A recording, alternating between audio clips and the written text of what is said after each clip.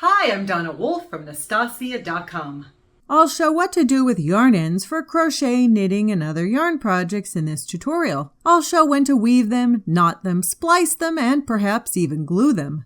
We end up with yarn ends in our work due to the tail ends, maybe the first skein ran out and needed to join another one, as well as when changing colors. Deciding what method to use depends upon two things. First, the nature of the handmade item, like a basic home decor flower versus a heavily worn winter hat. And second, how carefully the recipient will treat the handmade item. With my son and beagles, I need something stronger.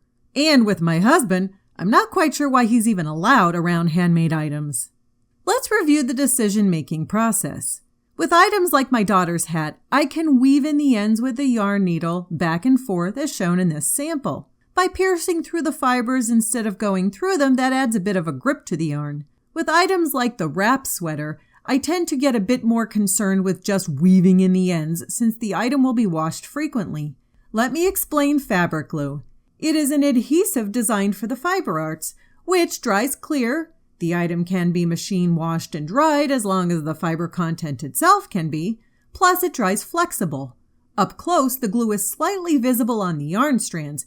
However, it is definitely not stiff or scratchy and yet adds an extra layer of security. With handbags, I find weaving in the ends is not enough, since the bag will be heavily used. I tend to favor using strong knots with handbags because no one notices them inside the bag. I have a tutorial for tying 4 different types of knots for yarn. Feel free to also weave in the ends instead of trimming them. Plus, I use a good amount of fabric glue on the knots.